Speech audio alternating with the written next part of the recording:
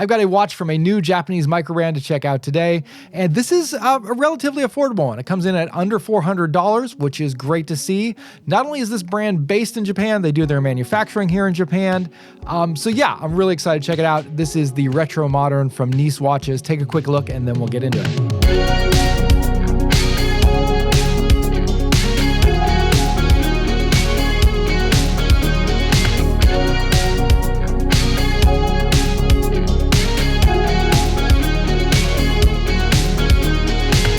Hey guys, welcome back to my channel, Just the Watch. My name's Dave, and as always, I'm recording from my home in Iwate, Japan.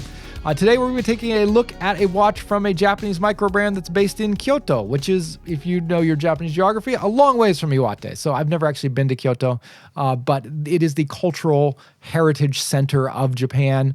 It's a cool place to have a watch company be based. Japan is one of the top countries in the world for watch manufacturing. They're home to a lot of extremely famous and popular brands like Seiko, Casio, Citizen. But when it comes to microbrands, I feel like they're a little bit behind the curve. There's not as many microbrands that are starting up here. A lot of the ones that have gained a lot of momentum tend to be more expensive, sort of independent brands. But recently there have been a few more affordable microbrands popping up here, like Kyoto or Not, which I just did a review of one of their watches not too long ago. And KNIS is one I've been seeing pop up more and more on my social feeds. It's been showing up on a lot of the Amazon Japan searches I do when I'm looking for watches. And so when I got an email from the founder, Keisuke Nii, and he offered to send over one of his watches for review, I jumped at the opportunity.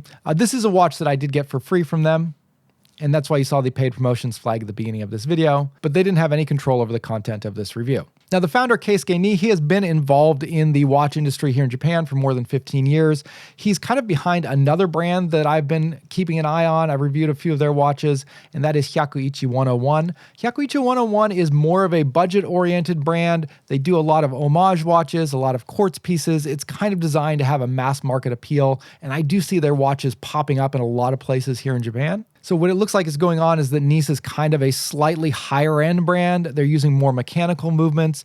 And to me, this kind of looks like a platform for Keisuke to play around with and create some more original watches, some more interesting watches, something that has more of an appeal to watch enthusiasts. The watch we're going to be checking out today is the Retro Modern. This is a 38mm watch that has a very elegant look. It actually looks really beautiful once I got it in hand. On the one hand, it looks like a dress watch, but then from another angle, it looks more like a field watch. It kind of has elements of both, which is going to make it very versatile, but let's jump in and take a closer look. So this watch from KNIS is giving us everything we've come to expect from microbrands in this price range. It's built around a reliable automatic movement. It's made from high quality components. It includes a sapphire crystal. The main things that set it apart from other microbrands is that not only is the brand based in Japan, the manufacturing is also done here. And it features a really attractive design, particularly on the dial and handset, that combines a lot of interesting elements in a very good way. Now, we'll wrap back around and talk about the Japanese manufacturing towards the end of this video. I want to start by focusing on the design for a bit first, because that's the area that really drew me into this particular watch. The particular style here is a little bit difficult to pin down. It kind of looks like a dress watch, particularly with the way the case is designed and the straps that they've paired this with. However, I think the dial design and the fact that this is a 100-meter water resistance watch with a sapphire crystal really presents itself more as a field watch. In particular, the cathedral-style hands, the oversized Arabics at 12, 3, 6, and 9, and that detailed second strack suggest a vintage-style sports watch highly reminiscent of something like the Seiko Alpinist. And in fact, the first thing I thought of when I saw this watch is that it looks like a combination of something like the Seiko Alpinist and a Rolex Explorer with that 12, 3, 6, and 9 dial layout. And those are two of the most legendary field watches out there, so to draw in elements from both of those and combine them here, I think works really well. Another really unique thing that they've done is to go with a sandwich dial. This is something that you don't typically see in field watches. You definitely don't see it in dress watches. A sandwich dial is a multi-layered dial, so you have an upper layer, which is with this black textured surfaces, and then out of that you have cutouts for the hour markers that reveal a lower layer that is coated in lume. And on this version, that lower level has kind of a vintage light brown color to the lume,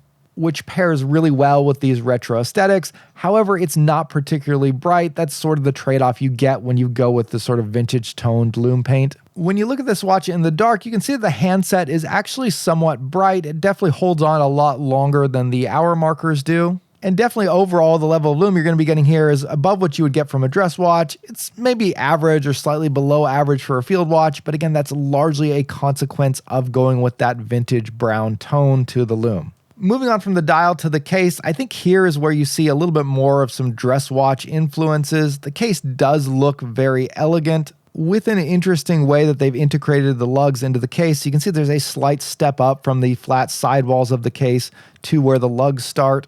And I like this. It looks good on the watch. It's an interesting choice. It differentiates it a bit from other case designs. From the top, you can see that the lugs have a little bit of a curve to them as they rise up to meet the strap or bracelet, depending on how you've spec'd this watch out. And that shape combined with the largely polished finishing along with a polished bezel, again, to me, the case suggests more of a dress watch than a field watch. So it's a very elegant case combined with a more sporty dial. And while this combination isn't seen too frequently in modern watches, if you do look back at vintage watches, you see more of this combination of elegance and sportiness.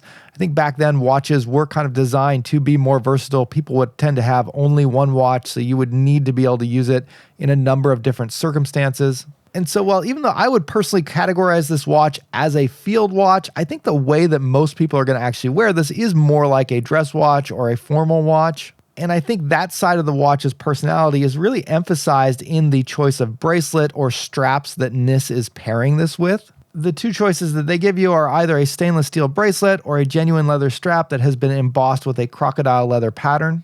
And both of these straps are more on the dressy or elegant side than the sporty side. The stainless steel bracelet features 5 links with alternating brushing and polished finishes. And the bracelet is secured with a butterfly clasp, again, a more elegant feature that gives a completely seamless look on the wrist. However, in order to achieve that look, you have to sacrifice all micro adjustment capabilities, which again is why bracelets like these are typically more often found on dress watches rather than sports watches. You get a cleaner look, but you're not going to be able to get as comfortable a fit. And this is why I tend to prefer the more traditional sports style clasps that do offer you that micro adjustment capability. But this is an issue of personal preference, not a knock against the watch itself. The clasp is milled and very high quality, so that's good to see. If you instead opt to go with the leather strap, again, this is a crocodile embossed leather strap, so it's not made out of genuine crocodile leather, but it does have that glossy crocodile leather skin look to it. Overall, the strap feels pretty high quality, and this one also comes with a deployant clasp, so that's always nice to see on leather straps. It's a more premium feature that makes it easier to get the watch on and off the wrist once it's been properly sized. It also protects the leather. It allows it to last longer because it doesn't put as much wear and tear on it. And I was surprised at how good the watch looked on this crocodile style strap.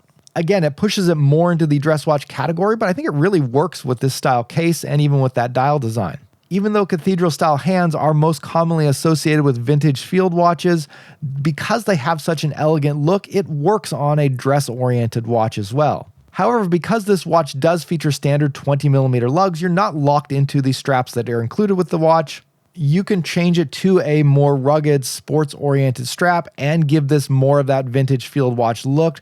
I particularly liked it on this Horween leather strap that I had. I think this really pushes it back into the field watch category when you wear it on a more rugged strap like this. And this also sent me a black NATO style strap made out of seatbelt nylon.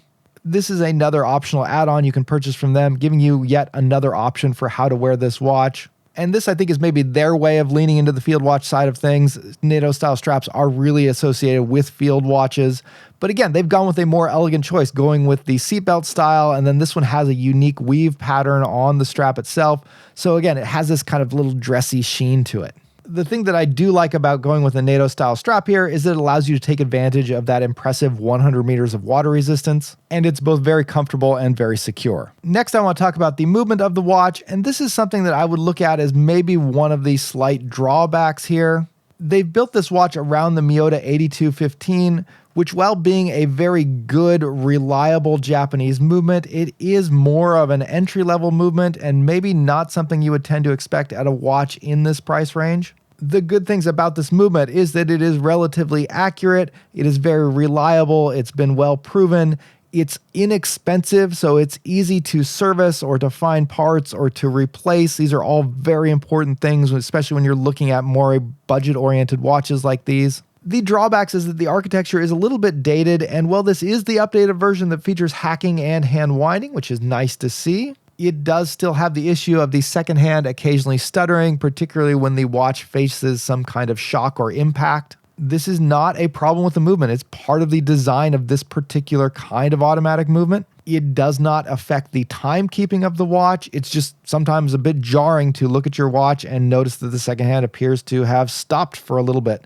But the second hand will catch up. Again, it doesn't affect the timekeeping of the watch. It is a purely aesthetic issue that does tend to bother people sometimes. The other issue is that these movements feature unidirectional winding, which means that the rotor has to wind in one direction. It has a strong bias there, and certain movements of your wrist can result in that rotor spinning very rapidly and just creating a noticeable sensation on the wrist. It's a somewhat minor thing, but again, it's the kind of thing that does bug some people. And these are issues that more modern movements like the Seiko NH35 have found ways to overcome with more modern architecture. So I think this was mostly just a cost-saving measure on the part of KNIS to go with this movement. The other thing to consider is that because they went with the Miyota 8215, the result is that this watch features what's commonly known as a ghost date. This happens when the movement has the capability of displaying a date, but the watch manufacturer has chosen to go with a dial that covers that up, so that when you go to set the time on the watch by pulling the crown out, there is a position for setting the date that won't visibly do anything. You have to pull it all the way out one extra position